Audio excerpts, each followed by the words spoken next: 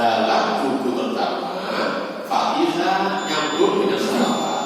Dalam buku 3 difahami katanya ini ada bisa dimungkinkan sholawat dibaca di takbir yang kedua. Buku 3 begitu. Jadi monggo kalau pendengar misalnya membaca sholawatnya di takbir yang kedua, monggo silakan rujukan buku 3 ini. Tapi buku yang pertama tetap tidak dihapus ya.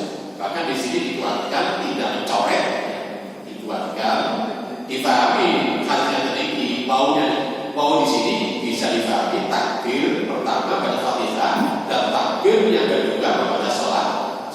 Tapi kalau dilihat bahasanya wong itu adalah atof mutlak itu.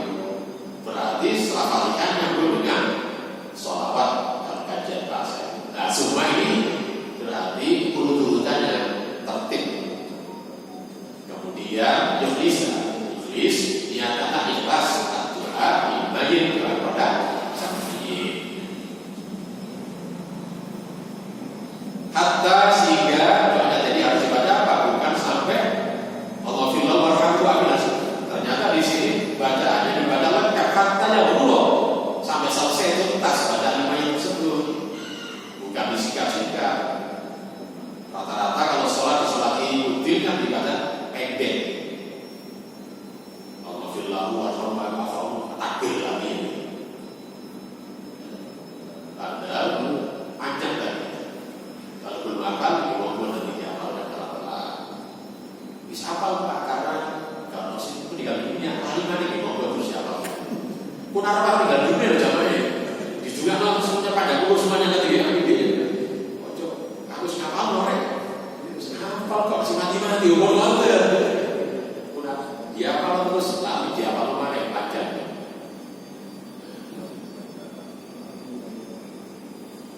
Kemudian ulama yang perahu dan jangan maksudnya bacaan ini tidak ilah harrotan, tidak dibaca dalam sholat maksudnya sekali saja, maksudnya itu Rasulullah baca seperti itu dan termain itu semuanya begitu Rasulullah. Semua kemudian bisa lihat Rasulullah salah akhrajahu jalur dalam kitab utamanya dan kalau hadis belajar mengatakan dalam kitabnya warijalul nawirina mukhrajun ya dipakai lalu baginya dalam kitab Sahihain yaitu dalam kitab Sahih Bukhari dan Muslim. Walaupun di Muslim tidak ada, tapi rawi-rawinya ini semuanya dipakai di Sahih Bukhari dan Sahih Muslim. Ini disebutkan dalam kitab Ibnu Al-Qari.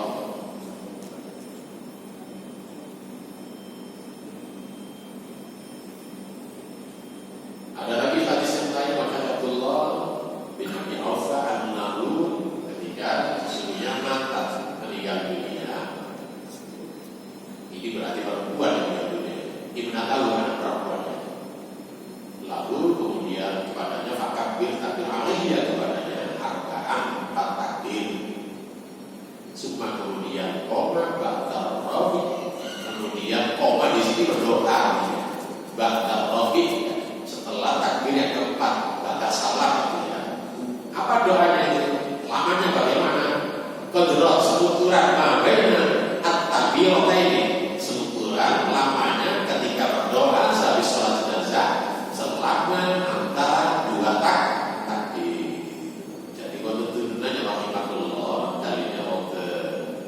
Jadi dengan setelah habis sholat jenazah kudu langsung usahakan mendoakan kepada mayit siapa sholat.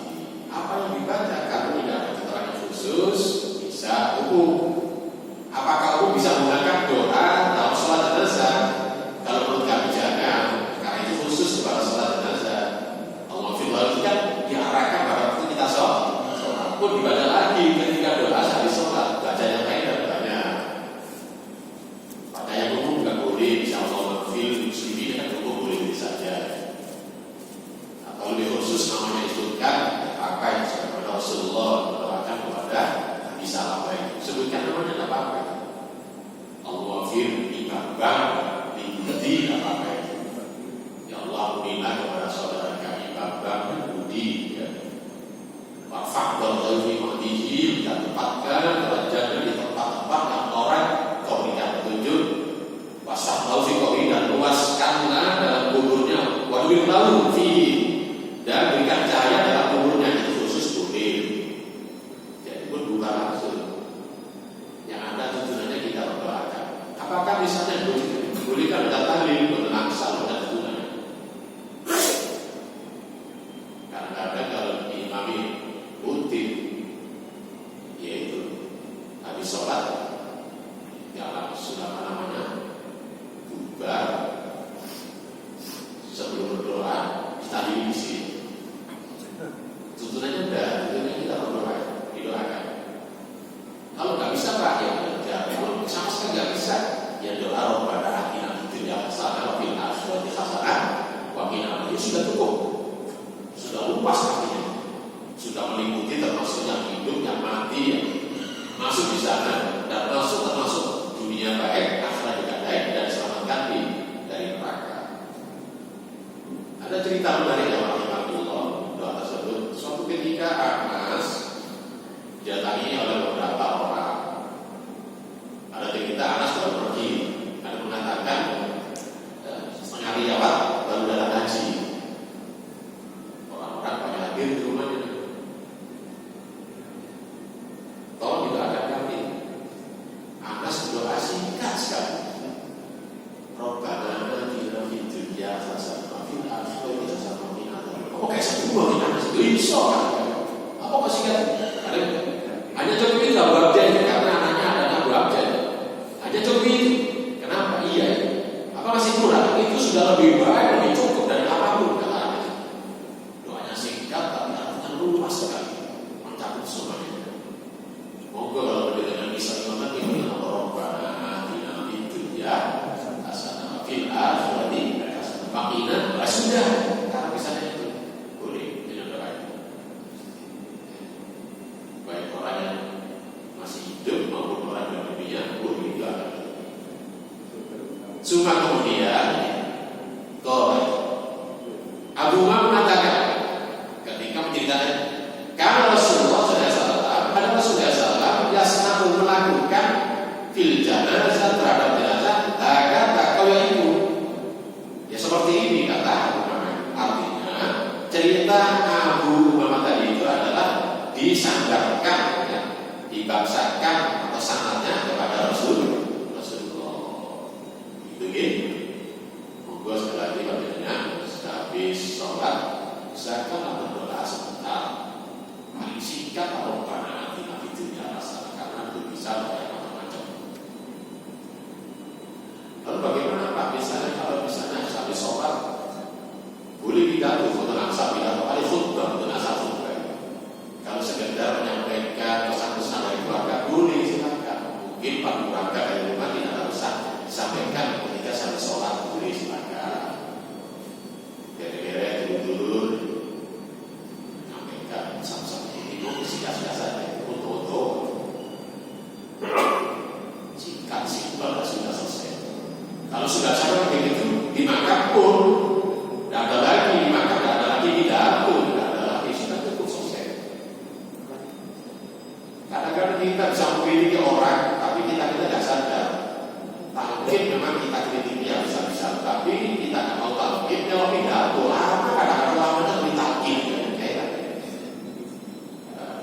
Pidatonya lama-lama di kuburan. Padahal tadi di masjid atau setelah sholat sudah diberikan pesan-pesan dari keluarga. Kalau ada pesan begini-begini, tak punya hutang, cukup bagus. Lanjut, ada kasus lain. Walimah karena ada saudara berbayari diriwayatkan oleh berbayari Nabi Umar dan Umar. Kalau Al-Habib belajar mengatakan sangat sahih. Cuma oleh Imam Bukhari wa'allam digantung maksudnya Imam Bukhari tadinya di kompas sanadnya tidak dicatat lengkap. Tapi wasalun diwasalkan di dalam juz Imam Bukhari Rafil Yadin mengangkat kedua tangan pada sholat jenazah. Amlausnya jaga yang fa'ul yadaini. Kedua tangannya diangkat fi jami' takbirat al-janazah. Semua angkat tangannya pada waktu takbir salat jenazah diangkat. Takbir yang pertama diangkat, takbir yang kedua diangkat, ketiga diangkat, keempat diangkat semuanya. Itulah sebagai dasar putusan tarjih. Ada lagi hadis yang lain, hadis Muslim mana saya Ibnu Malik. Itu apa doa pertama tadi? Sebagaimana kami terangkan di atas. Awal pertama kita kepada mayit, Allahumma warhamhu selesai. Putusan tarjih yang berbeda. Usahakan takbir yang pertama Fatihah dan sholawat, kemudian takbir yang kedua Allahumma warhamhu wa'afihi wa'afu wa'afu dan selesai. Lalu takbir yang berikutnya silakan doanya Allah firli hayyina dan selesai. Ya, ini. Rahmat Tirmidzi dan kedua Allahumma firli hayyina dan selesai. Azada Daud ada tambah dari Abu Daud. Allahumma rahmna ini bisa dibaca takbir yang keempat. Allahumma firla takhidna ajra wa la tudillana ta'ala. Karena putusan tarjih takbir yang keempat kita enggak tahu sama, tapi diberitakan baca doa.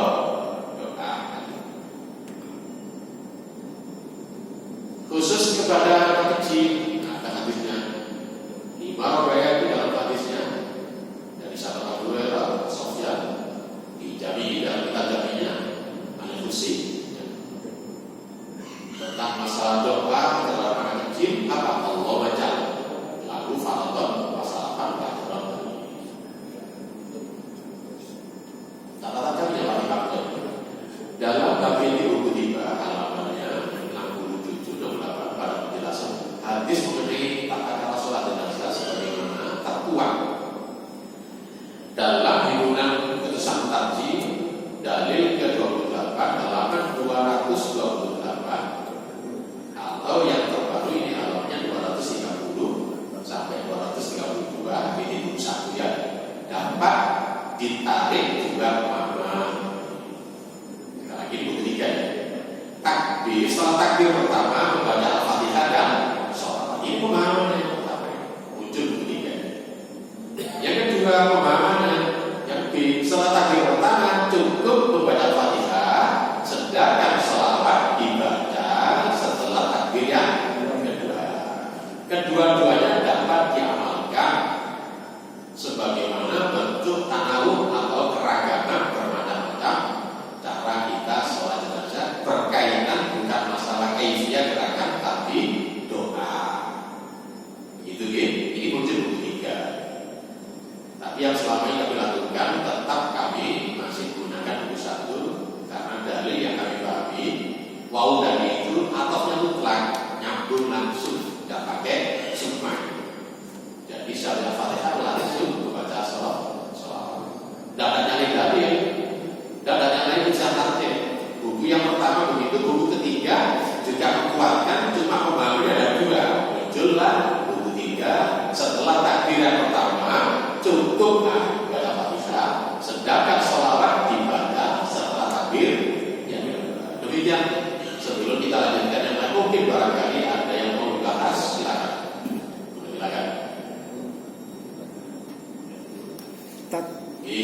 Kalau meletakkan jenazah itu harus di depan atau bisa di belakang pada kita sholat?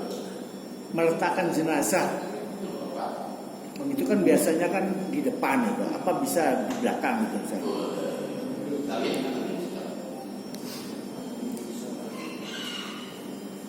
Nanti untuk tempat jenazah ada tulisannya yang terima saya. Coba langsung ditanyakan, lompat.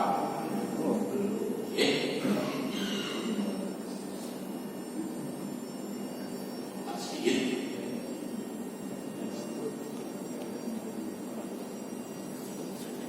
Waliyah pada waktu itu berdiri al-imam indarosi di sisi kepalanya. Kalau jenazahnya tergagak lagi-lagi. Wasatnya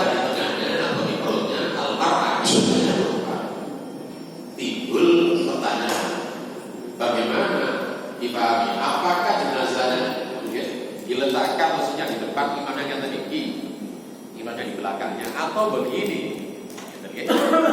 di jenazah, terus imamnya di sini. Tapi yang banyak Allah di mana-mana yang wajib, ya. Dan bahkan dari sunnah kebiasaan jenazah bukan diletakkan di sampingnya, samping sang imam atau samping orang sholat, tapi diletakkan di depan.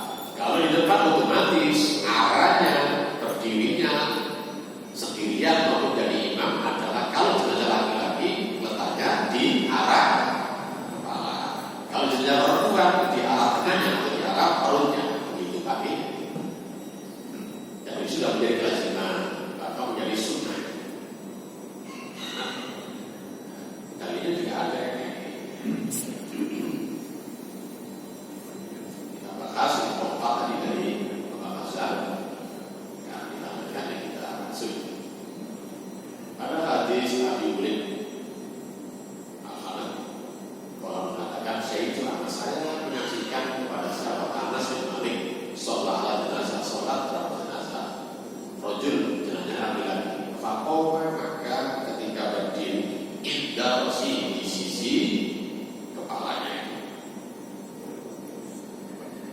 Ustaz, Kita sambung pertanyaan tadi. Saya sambung yang tadi. Ketika jenazah sudah tiba di masjid, itu alangkah baiknya disemayamkan atau diletakkan di parkiran di dalam ambulan atau ditaruh di mikro. Terima kasih. Kalau sudah dimasukkan di masjid, sebelum disolati ya di bawah masjid. Sholatnya nanti ada keterangan 2 lagi, balik lagi. Boleh di antara kita, bahkan menjadi anjuran. Aisyah mengatakan ketika ada menghindari begini Rasulullah dulu melakukan sholat di masjid. Jenazahnya dilakukan seperti itu di masjid. Di dalam masjid atau lebih baik di dalam masjid atau di ambulan. Sebab selama ini kami menyelenggarakannya itu jenazah tetap di ambulan yang sholat biasanya dibarengi rawatib, sholat rawatib, kemudian rawatib selesai baru jenazah dimasukkan di sholat. Alternatif dari saya, apakah tidak lebih baik ditaruh di saf pertama itu biar bersama-sama dengan yang sholat itu. Kami maksudnya ketika berbarengan dengan sholat waktu. Sehingga yopo apa jenazah tetap di belakang dulu sampai nanti selesai sholat rawatib baru diusut ke masjid, dibawa masuk masjid. Atau yang pas misalnya jenazah walaupun belum sholat jenazah dibawa aja masuk masjid, ditempatkan terserah mau tempatnya tadi diusulkan misalnya kalau enggak ya, di mihrabnya di mana. Kemudian setelah itu jenazah disiapkan sehabis sholat rawatib. Monggo setelah ini teknis sholat teknis. Kalau teknis tersebut misalnya ada manfaatnya, misalnya lebih bagus mendatangkan depan supaya orang-orang zamannya tahu kalau ada nanti sehabis sholat rawatib ada sholat bagus, monggo teknis. Kalau itu bisa lebih bagus monggo. Kalau di belakang nanti walaupun ada ambulan, nggak ngerti ya ambulan, lorong mati nanti habis sholat rawatib buyar kabeh, sholat jenazah sedikit, maka begitu lebih baik diletakkan apa? Teknis mau. Tapi kalau sudah masyarakat kebiasaan ini ada ambulan seperti ambulan itu isinya jenazah ya sudah, tapi dia sabar. Sehabis sholat rawatib harus sebulan ya menunggu sampai selesainya sholat apa? Jenazah. Gitu Pak. Dan ada yang ini baik itu adalah tergantung konteksnya, ilatnya. Kalau ilatnya diletakkan seperti yang tadi ini, akibatnya jamaahnya tidak banyak pulang, monggo bagus silakan. Tapi kalau diletakkan di belakang sana, kemudian jamaahnya tahu walaupun di belakang sana, jamaahnya tetap tidak keluar masjid, itu monggo silakan saja. diletakkan di depan mengganggu orang sholat misalnya. Tapi orang sholat kan nggak bilang masalah ya, kecuali kalau diletakkan di pas ini ganggu. Kata ganggu di sini ya, ya monggo silakan. Ini teknis. Oke. Saya lanjutkan belum selesai kali ini. Kata dulu ya. Ustaz, Belum. Terima kasih silakan. Mau buka silakan. bukan hanya bukan menjelaskan tapi menyampaikan pengalaman saja. Bapak Ibu sekalian tentunya sudah paham. Ini kan masalah pertanyaannya kan apakah baiknya bukan dalil gitu ya. Jadi tentunya berbanding itu adalah ditentukan kondisional. Kalau di Masjidil Haram kan banyak biasanya jenazah itu sudah disiapkan. Biasanya kan di antara di Ismail dengan rukun apa yang sekarang itu. Ya, Rabi Jul banyak. Kemudian datangnya juga sudah sholat. Kemudian ketika di Masjid Nabawi itu lebih kondisional, lebih tertib, sehingga betul bahwa jenazah itu biar tidak menunggu dari lama, tapi perhatikan di sebelah sana itu sudah ada space untuk jenazah, sehingga ketika jenazah cukup satu itu baru keluar. Tapi persis hobinya kan dengan rock itu, demikian. Terima kasih. Jadi monggo teknis mana yang lebih bagus ya. Kalau tidak mengganggu ada tempat ya di depan, tidak mengganggu orang sholat, termasuk imam gak diganggu dan imamnya gak diganggu, monggo bagus silakan. Jadi di samping atau di luar kami belakang monggo itu kan teknis monggo. Berhubungan dengan masalah teknis, mana manfaatnya yang lebih bagus ya dengan manfaatnya yang lebih bagus. Mana yang baik? Saya lanjutkan sedikit karena ditanyakan tadi.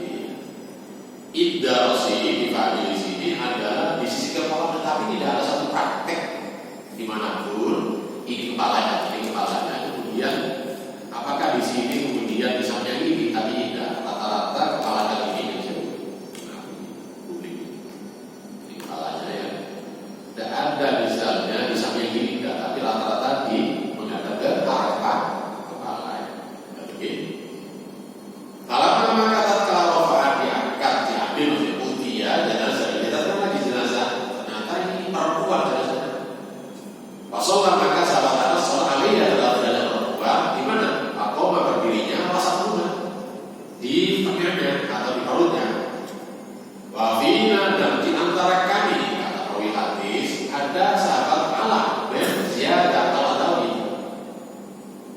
Falamma ra'aitilaf iyami al-rajul wal mar'ah.